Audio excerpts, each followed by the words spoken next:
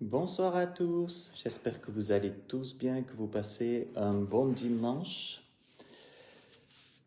Alors, aujourd'hui nous allons méditer sur ce qu'est de marcher sur les traces du Christ, marcher sur les traces de Jésus, sachant que notre Seigneur a dit dans Matthieu chapitre 9 au verset 9, je lis, « De là, étant allé plus loin, Jésus vit un homme assis au lieu des péages et qui s'appelait Matthieu. Il lui dit, « Suis-moi. » Cet homme se leva et le suivit. Il est dit dans Matthieu 28, le Seigneur a demandé à ses disciples d'aller dans toutes les nations, de faire des disciples. Qu'est-ce qu'est un disciple, si ce n'est de marcher sur les traces de son maître? Donc, en tant que chrétien, croyant, né de nouveau, passé par la nouvelle naissance, par la croix, nous sommes invités par le baptême aussi, par l'illustration du baptême, à marcher sur les traces de Christ. Il y eut un soir, il y eut un matin. Alors, pour savoir comment marcher sur les traces de Jésus, il nous faut nous rendre dans Matthieu, chapitre 26, verset 38. Jésus leur dit alors, « Mon âme est triste jusqu'à la mort. Restez ici et veillez avec moi. » Puis, ayant fait quelques pas en avant, il se jeta sur sa face et pria ainsi. « Mon Père, s'il était possible que cette coupe s'éloigne de moi, toutefois, non pas ce que je veux, mais ce que tu veux. » Et il vint vers ses disciples, qu'il trouva endormis, et il dit à Pierre, « Vous n'avez donc pu veiller 1 heure avec moi. »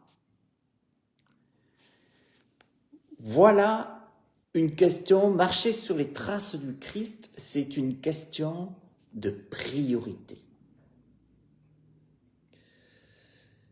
Est-ce que nous avons les mêmes priorités que celles du Christ, celles de notre Seigneur? Déjà, si on a les mêmes priorités, c'est bon pour nous. C'est un bon choix. Ou bien, est-ce que l'appel de Dieu, le servir, passe en second? Alors, si ça passe en second, notre appel passe en second, en premier, on va marcher sur les traces de quelqu'un d'autre, et de temps en temps, on cherchera à marcher sur les traces du Christ, mais ça ne fait pas bon, ça fait rarement bon mélange, pour ne pas dire pas du tout. Au moment où Jésus avait appelé Pierre pour la première fois, alors que ce dernier était en train de pêcher avec son frère André, il lui dit « Venez avec moi ». Premièrement, on a vu avec Matthieu « Toi, suis-moi ». Et là, il va dire « Venez avec moi ». Il y a Pierre et son frère André. « Venez avec moi ». Et il est dit « Aussitôt, ils laissèrent leur filet et ils le suivirent. » Matthieu, chapitre 4, verset 19. Or, ce qui m'a interpellé ici, c'est ce verbe « laisser ». Aussitôt, ils laissèrent leur filet et ils le suivirent. Lorsque Jésus dit « Venez avec moi », aussitôt, ils laissèrent leur filet et ils le suivirent.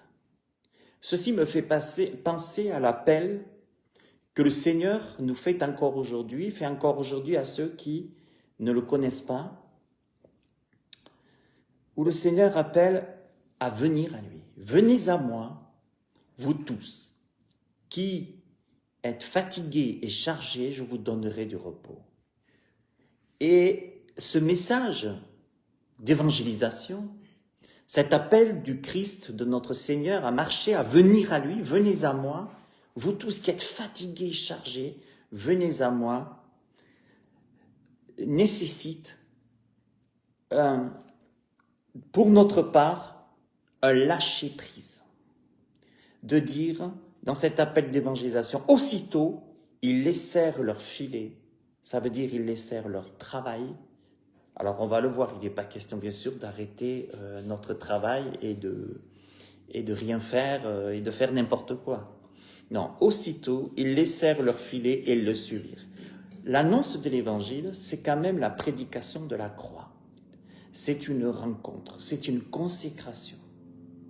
C'est de dire, comme l'a dit l'apôtre Paul, si quelqu'un est en Christ, les choses anciennes sont passées, toutes choses sont devenues nouvelles, parce que aussitôt, à l'appel de l'évangélisation, en recevant le Seigneur dans mon cœur, j'ai décidé, cette fois-ci, de ne plus marcher sur mes traces à moi en priorité, sur ce que moi je veux faire, où moi je veux aller, mais j'ai envie de marcher sur les traces de mon Seigneur, du Seigneur qui m'a précédé, qui nous a précédés sur cette terre. Jésus nous invite à tout laisser. Toi, suis-moi. Marche sur mes traces. Tu continues ta vie, mais tu vas marcher sur mes traces. Ça veut dire que ton Dieu, ce sera plus ton moi d'abord. Non pas ce que je veux, Seigneur, mais ce que tu veux. Marcher sur les traces du Christ, c'est pouvoir lui laisser la première place, la place qui lui revient. Après tout, notre Dieu, notre Père, n'est-il pas notre Créateur? Ne nous connaît-il pas mieux que nous-mêmes? Nous sommes en sécurité. Celui, il est dit dans le psaume 91, celui qui demeure à l'abri du Très-Haut repose à l'ombre du Tout-Puissant. Le Seigneur nous invite à marcher avec lui. Et ce que je voudrais dire, c'est que le terme « laisser », lorsqu'il est dit, par exemple, dans un mariage, l'homme quittera son père et sa mère et s'attachera à sa femme et les deux deviendront une seule chair, le terme de laisser, de quitter, n'est pas de plus les voir, mais c'est de dire ma priorité maintenant dans mon mariage, c'est que ça soit plus maintenant la volonté de mon père et de ma mère. Je suis un grand garçon normalement ou une grande fille normalement et je marche sur les traces du Christ et moi je veux servir Dieu avec mon mari, avec ma femme, mais c'est pareil. Lorsqu'on quitte pour s'attacher, c'est plus maintenant les parents qui dirigent le couple. C'est le couple qui se construit sous l'identité du Christ, qui marche sur les traces du Christ. Jésus a dit, vous ne pouvez pas suivre 2 maîtres. Il a parlé de 2 maîtres. Il a parlé d'un premier maître qui est Dieu. Nous sommes ses disciples, nous marchons sur ses traces. Et il a parlé d'un autre maître, un autre Dieu, qui est Mammon. Et ce Dieu, Mammon, c'est le Dieu de l'argent. Et ce Dieu de l'argent fait bien des dégâts. L'amour de l'argent est la racine de tous les maux aujourd'hui. Regardez les dégâts qu'il y a suite à l'argent. Jésus a dit, vous ne pouvez pas suivre 2 maîtres. Vous ne pouvez pas marcher sur mes traces à moi. Vous ne pouvez pas marcher sur les traces du Christ et sur les traces de Mammon. Soit tu aimeras un et tu haïras l'autre, il a dit. Marcher sur les traces du Christ, c'est avoir pour objectif de rechercher premièrement son royaume et sa justice. De dire, Seigneur, je marche sur tes traces, je ne risque rien. C'est le psaume 23, le psaume de David, que malheureusement on cite souvent dans les moments, dans les périodes de funéraires, mais de dire, l'Éternel est mon berger, je ne manquerai de rien. Je marche sur ses traces, alors je ne manquerai de rien. Il me fait reposer sur de temps de verts pâturages. Il me conduit. C'est vrai, il y a sa houlette, il y a son bâton, il y a aussi le fait de marcher sur ses traces. C'est sûr que la chair et le sang, la chair a des désirs contraires à ceux aux traces du Christ qui nous sont proposées. Mais voilà, je me tiens, je suis sur ton chemin, Seigneur. Je sais, c'est pas toujours facile.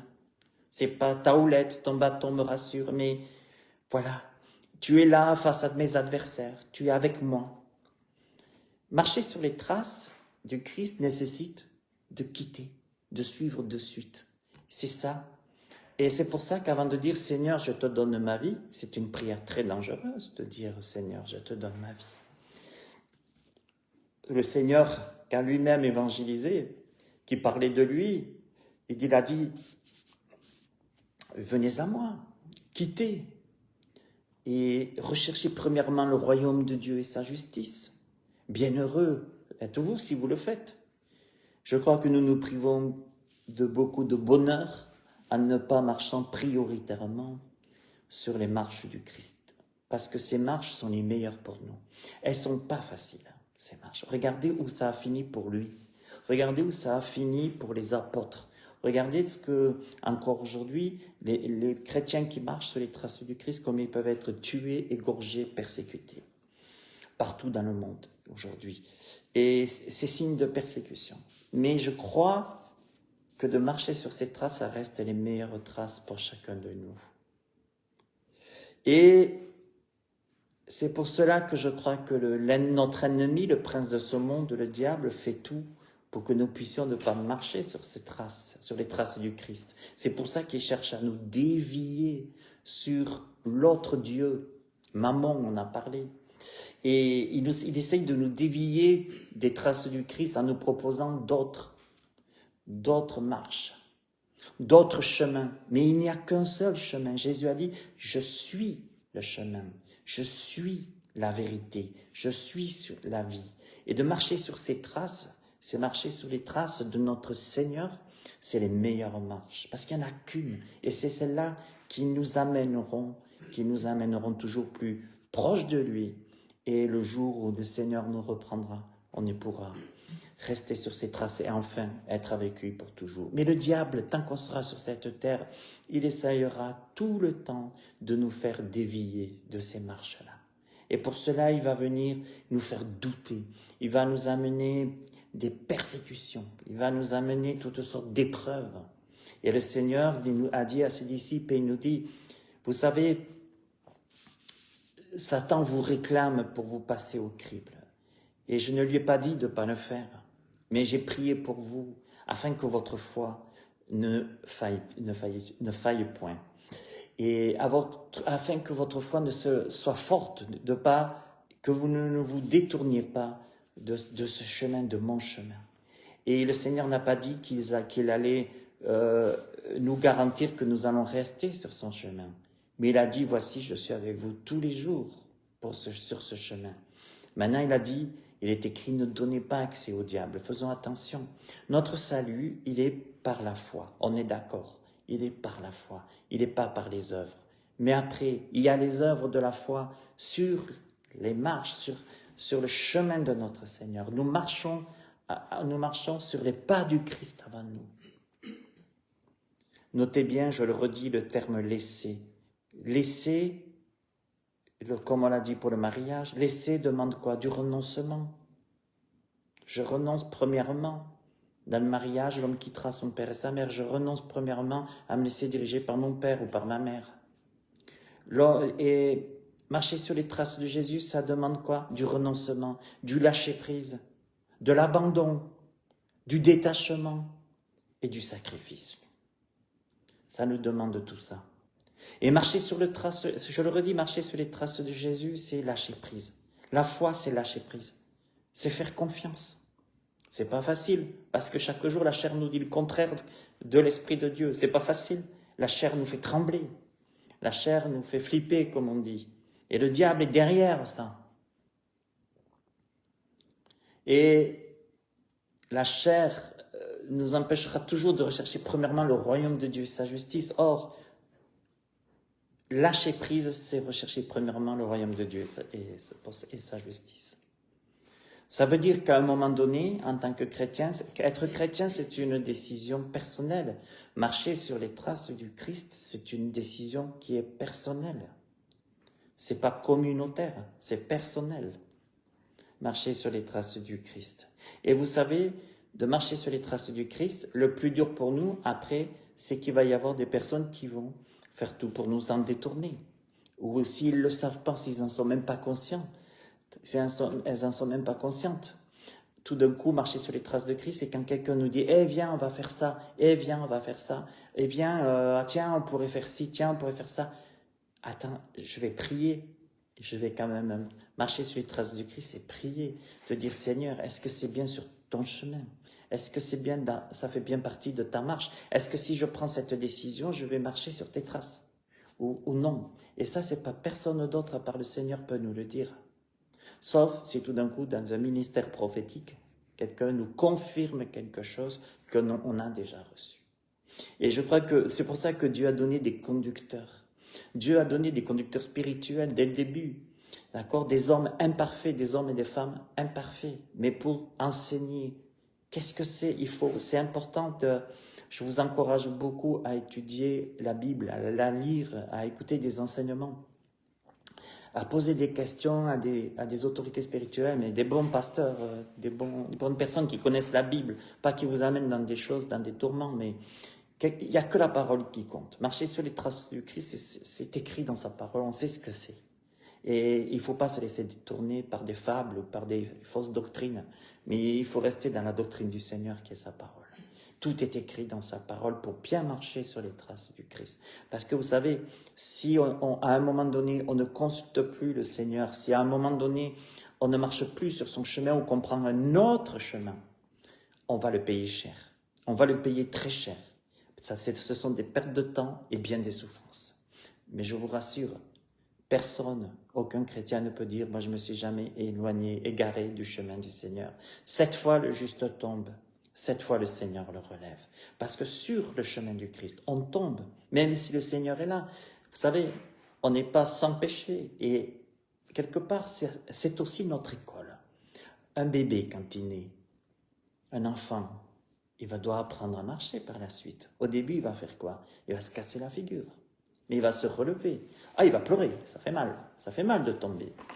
Il va pleurer, mais il va apprendre à marcher. Et c'est pareil, les bébés spirituels avec Christ, lorsque nous naissons de nouveau, c'est pareil, le Seigneur nous conduit, nous sommes sur son chemin, nous suivons ses traces, et le Seigneur, on est à l'école du Seigneur. Et c'est pour cela qu'il y a la houlette et le bâton qui rassurent. Heureusement que le bon berger est là pour dire « Hé, attention, tu t'égares du chemin. Attention, là, il y a un précipice. Attention, là, c'est pas bon pour toi, c'est pas de la bonne nourriture. » Imaginez s'il n'y avait pas le berger avec son bâton, sa houlette, et qui montre la direction. Mais nous sommes bien des brebis têtues, nous avons nos tronches, mais le Seigneur est là. Mais il faut beaucoup prier, il faut beaucoup écouter, et puis il faut arrêter de dire oui, amen à tout, à ce qu'on nous propose aujourd'hui. Parce que de marcher sur les traces de Christ, c'est la responsabilité de ma femme, de mon mari, de l'Église et autres. C'est ma responsabilité parce que c'est personnel. C'est personnel.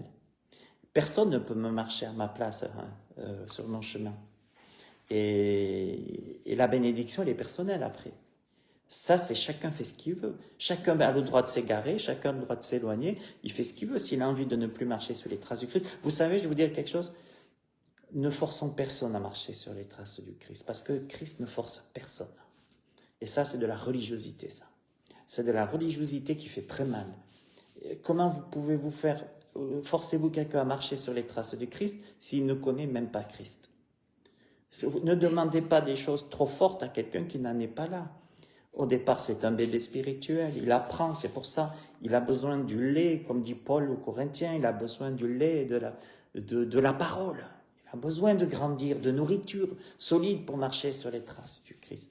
Restez dans la parole. Vous savez, Les réveils, les vrais réveils, ça reste les réveils de la parole. Lorsque la parole fait en moi un tel effet que je vais arriver à être conduit par sa parole, par son esprit, avec sa parole. Je sais que je ne serai pas sur un mauvais chemin si je marche dans sa parole. Mais vous savez, même si un chrétien ou une chrétienne vient vous dire « Non, non, mais Dieu m'a dit que tu dois marcher là. Dieu m'a dit, j'ai prié pour toi, tu dois marcher là, tu dois faire ça, tu dois faire ça. » Si le Seigneur ne vous l'a pas dit personnellement dans la prière, ne le faites pas. Ne le faites surtout pas. Parce que le Seigneur, il veut vous donner son programme. Il nous le donne personnellement. Voici, là, tu peux marcher. Là, tu ne peux pas marcher. Le Seigneur l'a dit à son peuple. Il a envoyé les prophètes pour dire, regardez l'état où vous êtes. Regardez, vous avez écouté des dieux qui ne le sont pas. Vous avez écouté des fables qui ne sont pas. Vous êtes prostitués vers d'autres dieux. Vous êtes allés sur d'autres chemins. Et maintenant, regardez l'état que vous êtes. Mais moi, je vais vous remontrer. Repentez-vous. Ça, c'est important quand on s'est égaré des marches du Christ, des pas sur les pas du Christ. Quand on s'est égaré, c'est normal vraiment de pouvoir se reposer, de demander pardon au Seigneur, de dire « Remets-moi, Seigneur, regarde si je suis sur une mauvaise voie et conduis-moi de nouveau sur la voie de l'éternité. » Et c'est important des fois de faire un récapitulatif dans ma vie, surtout quand je vois que il me semble que ce chemin que je prends n'est pas forcément, il me fait du souci, je sais pas, je suis pas en paix. Demande au Seigneur si ce chemin est le bon. Demande au Seigneur si c'est le bon chemin pour toi. Et parce que sur le chemin du Seigneur, il n'y aura que de la bénédiction. Il n'y aura jamais de malédiction sur le chemin du Seigneur. J'ai mis devant toi deux chemins, la vie, la mort, la bénédiction, la malédiction. Choisis la vie afin que tu vives. Combien de fois j'ai marché, je me suis égaré, combien de fois je me suis égaré du chemin du Seigneur. Plusieurs fois, je me suis égaré du chemin du Seigneur. Et chaque fois, j'en ai pris plein la tête. Je m'en suis ramassé et je me suis repenti. Le Seigneur m'a relevé. Et je disais, Seigneur, remets-moi sur ton chemin. Et je crois qu'une chose, c'est que celui qui croit debout prenne garde de ne pas tomber. Et on a tous besoin que le Seigneur, on a besoin de prier, d'être avec le Seigneur, qui nous montre de prendre sa parole. Et des enseignements des autres, c'est bien. Peut-être mes enseignements, c'est bien, je ne sais pas, mais Dieu vous montre à vous-même personnellement quel est le chemin que vous devez prendre. Et puis, une chose aussi, et qui est importante dans l'identité aussi chrétienne, essayez pas de prendre le chemin d'un autre. Tu n'as pas à chercher un chemin qui n'est pas le tien et à marcher sur un chemin qui n'est pas le tien. Chacun a son chemin, parce que le Seigneur nous connaît. Dieu dit, je connais les projets que j'ai formés sur chacun de vous. Projets de paix et non de malheur. Et vous savez, les pensées de Dieu ne sont pas forcément les nôtres. Hein? Et c'est important, on a tous notre chemin. Et c'est pour ça que dans des endroits sectaires, les gens n'ont plus d'identité parce qu'ils sont sur un chemin qu'on leur a dit, il n'y a que celui-là. Et on les force à marcher sur un chemin avec une pensée, une éthique, un manuel. Voilà, tu dois faire que ça. Et quand tu n'es pas à ta place, même si tu es dans l'église et que tu n'es pas à ta place, tu n'es pas bien. Et ce n'est pas ton identité. Chacun, nous avons notre propre chemin avec le Seigneur. Et ça, c'est très important de pouvoir y penser aussi. Bon, sinon, peut-être ça, mes amis, c'est très important, je vous le dis. N'essayez pas de dire, voilà, on a chacun notre chemin. On a chacune... on est unique déjà dans ce que nous avons été créés, nous sommes uniques. Et comme nous sommes uniques, eh bien, le Seigneur a des projets uniques pour chacun de nous. Alors, on va aller un peu plus loin maintenant avec le temps qui nous reste. Je voudrais maintenant nous dire que le Seigneur ne nous dit pas, voilà, lorsque nous nous tournons vers lui, lorsque nous engageons, nous naissons de nouveau, que nous convertissons, que nous sommes passés par les eaux du baptême, le Seigneur ne nous dit pas, voilà, maintenant tu marches sur mon chemin et je ne vais pas te parler. Non, c'est pas ce qu'il a dit. Moi, j'aime beaucoup Ésaïe, chapitre 50, au verset 5. Le Seigneur, l'Éternel, m'a ouvert l'oreille. Ça, c'est beau, ça. Et là, c'est pour ça qu'il faut une nouvelle naissance avec de nouvelles oreilles, des oreilles spirituelles. Je relis, le Seigneur, l'Éternel m'a ouvert l'oreille et je n'ai point résisté. Ça, c'est l'évangélisation. Quand nous évangélisons, ou que le Seigneur nous parle, il vient lui-même nous évangéliser, soit on résiste, soit on ne résiste pas. Ça me fait penser au cantique des cantiques, j'entends la voix de mon bien-aimé et je ne résiste pas à cette voix. Mais on peut résister à la voix du Seigneur. Alors, quand on résiste à la voix du Seigneur, à l'appel du Christ, à l'appel de lorsque le Seigneur vient frapper à la porte de notre cœur, voici, je me tiens à la porte et je frappe, a dit le Seigneur. Si quelqu'un entend ma voix, qu'il ouvre sa porte, je vais rentrer chez lui. Mais lorsque le Seigneur vient parler à notre cœur, je peux résister et lui dire, Seigneur, je ne te veux pas, je ne crois pas en toi, je ne crois pas en ta parole. Bon, et là, je resterai avec mes oreilles charnelles, ou bien je vais me laisser séduire, comme dira Jérémie, parce que Paul dit, je vous ai fiancé à Jésus-Christ. Je vais me laisser séduire par la voix de mon bien-aimé. Et là, qu'est-ce qui va se passer? Le Seigneur va ouvrir mes oreilles spirituelles. Regardez bien, le Seigneur l'Éternel m'a ouvert l'oreille, je n'ai point résisté, je ne me suis point retiré en arrière. Voilà. Je crois que c'est ça la nouvelle naissance, c'est ça la conversion. C'est de dire, mais je me suis converti pour faire un demi-tour, parce que maintenant, ce ne sont pas mes oreilles charnelles qui sont prioritaires, mais marcher sur les traces du Christ, c'est de dire, je marche sur le chemin du Seigneur parce qu'il m'a ouvert l'oreille. Il m'a ouvert des oreilles pour que je puisse entendre ses paroles, comprendre ses paroles et marcher sur son chemin, marcher sur ses traces. Qui de mieux que le Seigneur pourra mieux nous faire marcher sur ses traces, de lui. Et pour cela, vous savez, on n'est pas dans la religion. La religion, tu peux faire tout ce que tu veux, tu peux te crever les tympans, tu ne vas pas ouvrir les oreilles spirituelles, ne vont pas être ouvertes. C'est spirituel. Et c'est pour ça qu'on n'est pas dans la religion. C'est pas de la religion. C'est Dieu qui vient à un moment donné ouvrir nos oreilles, ouvrir notre oreille spirituelle. Voilà, le Seigneur. Et il est important comme Ésaïe que nous puissions tous dire, chacun de nous, l'Éternel, le Seigneur m'a ouvert l'oreille. Le Seigneur, l'Éternel m'a ouvert l'oreille. Pourquoi? Je n'ai point résisté. Et vous savez aussi pourquoi le Seigneur a besoin d'ouvrir notre oreille? Parce que lorsque le Seigneur va ouvrir notre oreille, il va nous parler spirituellement, et par son esprit, mais aussi, vous allez voir, nos priorités vont changer. Lorsque je n'étais pas en Christ, lorsque je n'étais pas encore converti, que le Seigneur ne s'était pas révélé à moi et ne m'ouvrait pas ouvert mes oreilles spirituelles, je n'écoutais que moi. J'écoutais le diable, le prince de ce monde, j'écoutais les voix qui me convenaient, à moi charnellement. Je suivais les voix de ce monde, les voix V-O-I-X et V-O-I-E-S. Je suivais les deux voix. Parce que le Seigneur ne m'avait pas encore ouvert mes oreilles, parce que le Seigneur n'avait pas encore frappé à la porte de mon cœur. Et lorsque la soirée, je me rappelle toute ma vie, le Seigneur a frappé à la porte de mon cœur et je ne lui ai pas résisté. Et je lui ai ouvert mon cœur, je l'ai invité dans ma vie. Alors, par son esprit, il a ouvert mes oreilles spirituelles. Et tout d'un coup, c'était plus les mêmes voix V-O-I-E-S pour que j'aille marcher après. C'était tout différent. C'est-à-dire, et là j'ai compris par la suite pourquoi l'apôtre Paul parle de l'homme naturel qui n'accepte pas les choses de Dieu, l'homme naturel, et là, c'est pas de la religion. L'homme naturel n'accepte pas les choses de Dieu. Donc l'homme naturel, avec ses oreilles naturelles, les voix V-O-I-X et V-O-I-E-S, les voix qui sont là, va marcher à l'encontre de la volonté de Dieu. Non seulement il n'entend pas la voix du Seigneur, malgré toute la belle religiosité qu'il pourrait avoir, malgré toute la foi, il peut aller à l'église, il peut faire plein de choses. Si le Seigneur n'a pas ouvert ses oreilles, il va être attentif qu'à la voix du monde, à sa voix à lui.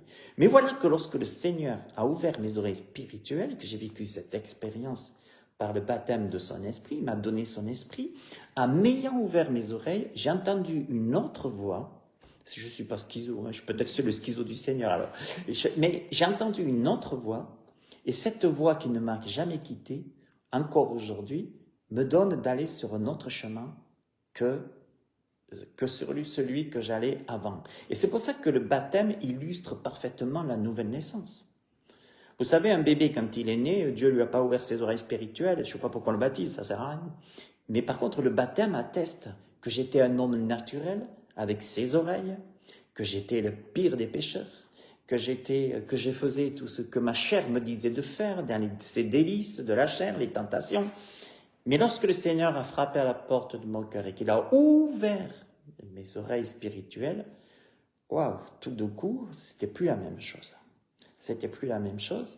Et le baptême illustre cette résurrection de marcher, pour marcher sur les traces du Christ, avec son esprit, avec sa parole, avec ce qu'il me dit. Voici, là tu peux marcher, là non. Et c'est pour ça que la parole de Dieu, la Bible, n'est pas une lettre morte. On peut la lire comme une lettre morte, même être religieux, même être prêtre, ce qu'était Saul de Tarse. Il lisait, mais il y avait comme un voile, il disait. Pourtant, il a été élevé dans la tradition, plus que la tradition, l'enseignement de la Torah au plus haut degré. Mais voilà, il disait, j'avais un voile. Il a fallu que le Seigneur ouvre, me mette par terre, que je naisse de nouveau, que le Seigneur ouvre mon oreille pour que cette fois-ci, je puisse aller marcher où il veut. Et c'est le contraire, c'était le contraire d'avant. Mes amis, ce que je voudrais nous dire, c'est que lorsque le Seigneur ouvre nos oreilles spirituelles, nous pourrons marcher avec lui sur ses traces, mais vous allez voir que par la suite, c'est pour cela que nous allons constater que notre manière de voir le monde changera parce que nous accédons maintenant à la pensée de Jésus. Vous allez peut-être me dire, mais tu es orgueilleux de dire ça. Non, c'est l'apôtre Paul qui a dit, or nous avons la pensée de Christ. Ceux à qui le Seigneur a ouvert ses oreilles spirituelles ont, bien sûr, puisque le Seigneur parle, on marche sur son chemin, le Seigneur parle, on a la pensée du Christ. Mais ça, il faut une nouvelle naissance, il faut l'Esprit de Dieu, bien sûr, et marcher, rester sur ses traces. Et puis prier, la prière. La prière et la parole, ça reste les deux armes de l'Église. Vous savez, faire attention, les expériences, c'est bien, mais une chose est sûre, c'est qu'avec la prière et la parole, on ne se détournera pas. Mais il faut faire, comme disait David, il était pécheur, il faut serrer, je serre la parole contre moi pour ne pas pécher, parce que ta parole est une lampe à mes pieds, une lumière sur ton chemin, Seigneur, sur mon chemin, qui est le tien, je marche sur tes traces, mais il faut la serrer. Il faut comprendre que la parole de Dieu, la Bible, c'est une nourriture. Il faut se la nourrir pour savoir comment, pour rester debout sur ce chemin et en comprendre le chemin et comprendre. Ce qui se passe aujourd'hui, les prophéties bibliques, ce qui va venir, là, aujourd'hui, il y a le gouvernement mondial, un nouvel empire romain qui se met en place. Là, on est dans des temps encore où, par les élections américaines, la mondialisation est assez freinée pour laisser place à plus de christianisme. Mais malheureusement, on sait que ça ne va pas durer, qu'un jour, bien sûr, on sait que cet empire romain se reconstruit, et qu'un jour l'Antichrist va venir avant l'apparition de notre Seigneur. Mais, justement, pendant ce temps, le Seigneur est avec nous tous les jours, mais le Seigneur nous a prévenu ces choses. Et franchement, si mes oreilles spirituelles n'étaient pas ouvertes, je ne pourrais pas comprendre ce qui se passe aujourd'hui. Je dirais, comme tout le monde, Dieu n'existe pas. Mais c'est parce que Dieu a ouvert mes oreilles spirituelles que je sais pourquoi il se passe ça aujourd'hui. Je sais pourquoi je suis attaqué. Je sais pourquoi on chercherait à me faire du mal. Je sais pourquoi je dérange. C'est pas moi qui dérange. C'est Jésus qui dérange. C'est la parole du Christ qui dérange. Les gens ne supportent pas. Vous pouvez dire tous les dieux que vous voulez. Même Bouddha, tout ça, vous n'aurez pas de problème. Mais par contre, vous allez dire Jésus. Ah non, c'est le seul nom, pourtant, par lequel lequel on peut être sauvé, mais c'est le seul nom qui ne passera pas. Et rien que ça, on sera persécuté, rien que ça. Et justement, et je crois que c'est pour ça que nous devons prier. Prier les uns pour les autres, prier ensemble, mais il faut comprendre que marcher sur les traces de Christ, c'est personnel. Et c'est avec le Seigneur. Je ne peux pas dire, mais Seigneur, je ne le savais pas. Le Seigneur va dire, mais je voulais te le dire. Mais tu n'es pas venu dans ma présence pour que je te le dise. Tu n'as pas ouvert la parole pour comprendre. Mes amis, marcher sur les traces de Jésus n'est pas ignorer les événements qui se déroulent autour de nous. D'abord, parce que vous savez, aujourd'hui, on passe plus de temps, et ce qui est normal, à tout le temps prendre note et compte de ce qui se passe aujourd'hui, ce qui se déroule sous nos yeux, mais d'abord, marcher sur les traces de Christ, c'est d'abord rechercher premièrement le royaume de Dieu et sa justice. En fait, en tant que chrétien, ce qui est prioritaire pour nous, c'est de pouvoir dire, voilà, ce qui est prioritaire pour moi, c'est que je puisse aujourd'hui encore être ressourcé, savoir pour que je puisse continuer à marcher sur les traces de Jésus. Parce que les voix de la télé, les voix de la radio, les voix du téléphone, les voix de ce que vous voulez, c'est pas celles qui vont certainement me faire marcher sur les traces du Christ. Vous savez, Jésus a dit, large et spacieux le chemin qu'à la perdition, et étroit celui qui mène à la vie. Et vous savez, il y a une chose aussi qui m'a interpellé par rapport à ce thème de marcher sur les traces du Christ, c'est au jeune homme riche. Vous savez, le Seigneur parle de cet homme riche, et cet homme était fidèle à la loi. Il marchait sur les traces de la loi. Il marchait sur les traces de la religiosité. C'était un homme, je suis sûr, pieux. Je suis sûr que c'était un homme très pieux, comme Marie. Ils étaient pieux. Et ces gens, ils avaient la parole, la Torah, ils étaient là, ils voulaient faire plaisir à Dieu, ils appliquaient. Voilà, je suis sur ton chemin parce que j'applique. Et un jour, cet homme, il lui a demandé au Seigneur, mais comment est-ce que je pourrais avoir la vie éternelle?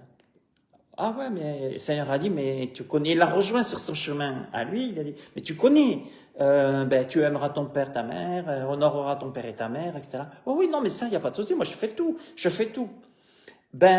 Écoute, laisse tout, vends tout, laisse tout, et suis-moi. Et donne-le aux pauvres, suis-moi, laisse tout. Là, il est reparti. Vous voyez, marcher sur les traces de Jésus, on peut avoir une bonne conscience en disant « Ah mais moi j'honore mon père et ma mère, j'adore le Seigneur seul, je fais ci, je fais ça ». Là, on peut se mettre avec une religiosité, on peut se mettre une bonne conscience. Mais lorsque le Seigneur nous demande de marcher dans ces traces, c'est de tout renoncer. Marcher sur ces traces, c'est de renoncer à tout pour le mettre en priorité.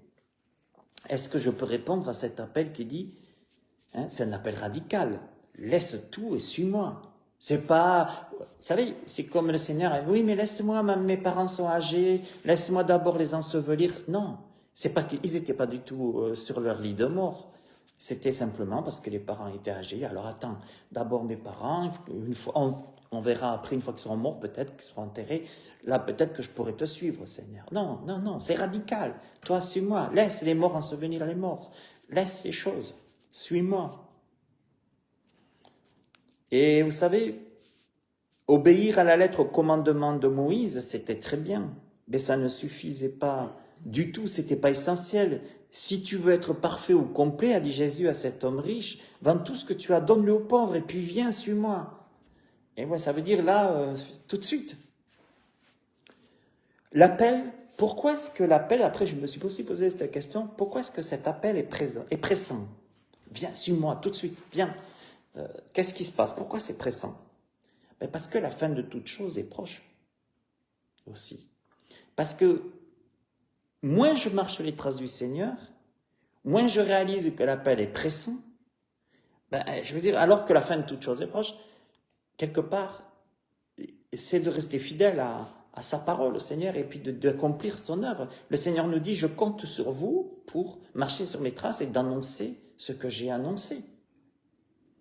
Et l'appel est pressant. Mais voilà, quelle est la priorité? Quelle est ma priorité? Sur quel chemin je veux marcher? Sur quelle voie je veux marcher? Avec qui je veux marcher? Jésus a dit, si un aveugle conduit un autre aveugle, les deux, ils tomberont dans la fosse. L'appel est pressant. Dieu t'appelle aujourd'hui, il te dit, mais marche sur mes traces, parce que c'est pressant, la fin de toute chose est proche, comme c'est écrit, puis j'ai besoin que tu dises des choses de moi, de ma parole, autour de toi, partout où tu vas. J'ai besoin de toi. Le Seigneur a besoin de nous. Bien sûr qu'il peut faire sans nous, mais il n'a pas choisi de faire sans nous. Il veut faire avec nous, c'est pressant. Toi, suis-moi, dépêche-toi, c'est la dernière heure. C'est la dernière heure. Regardez dans les prophéties bibliques, regardez où on en est aujourd'hui, regardez ce qui se passe. C'est la dernière heure. Est-ce qu'on a le temps on a le temps d'aller marcher sur d'autres chemins, puis de s'occuper du chemin du Seigneur de temps en temps? Non, c'est pressant. C'est pour ça que le Seigneur a parlé de nouvelle naissance et de conversion. Le Seigneur n'a pas parlé de religiosité. Il nous a pas dit, dis notre Père par jour. Il a dit, toi, suis-moi, c'est pressant. C'est pressant. La fin de toute chose est proche. Jésus nous invite à le servir. C'est quoi le servir? Marcher sur ses traces. C'est collaborer avec lui. Collaborer, je collabore avec le Seigneur. Et il nous a amené bien sûr à sa suite. L'évangile de Marc ajoute quelque chose au passage récemment. Nous, on a lu Matthieu 9,9. Et regardez, Marc a ajouté quelque chose d'autre. Il a dit, il te manque une chose. Il te manque une chose. Pardon, pour le jeune homme riche.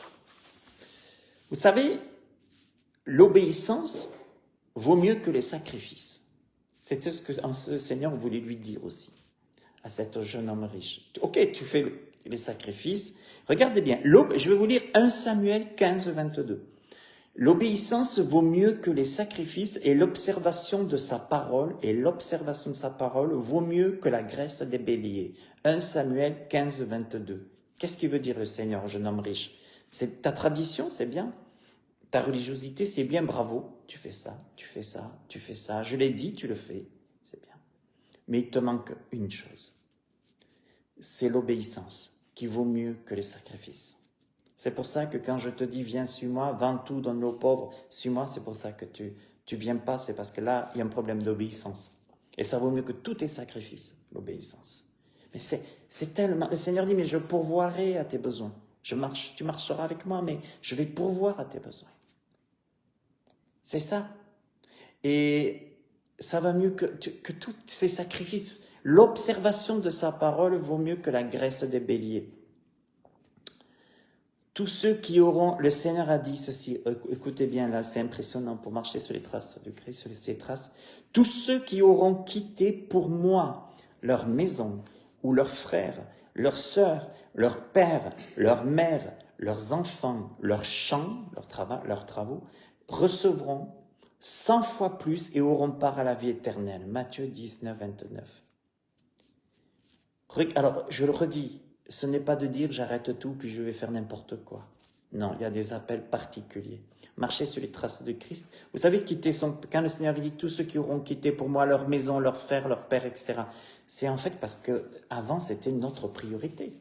C'était dans nos priorités. C'est comme dans le mariage, l'homme quittera son père et sa mère. Ça veut dire que c'est une autre priorité. Il n'y a plus de cette priorité, c'est ça.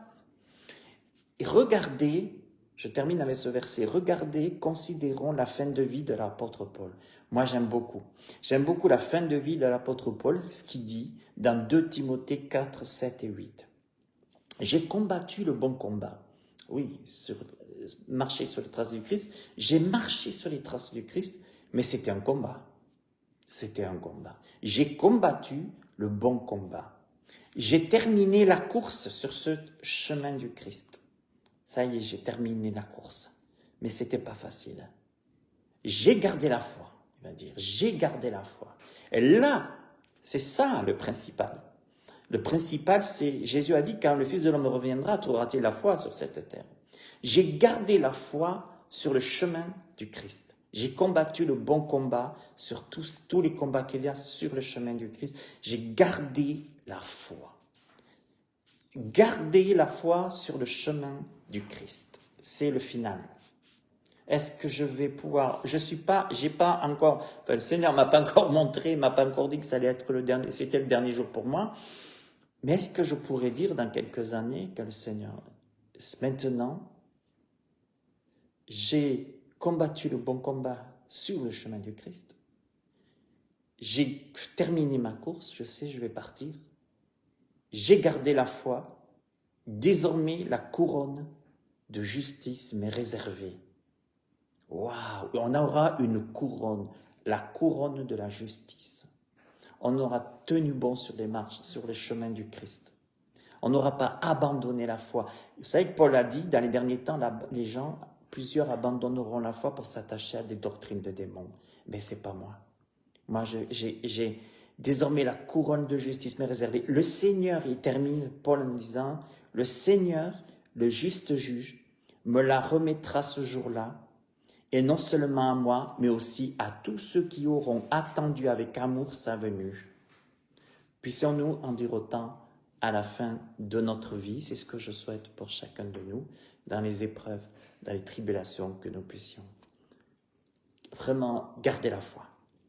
Voilà mes amis, je vous souhaite une bonne fin de journée, une bonne fin de dimanche. Je vous salue dans le nom du Seigneur, que Dieu vous bénisse.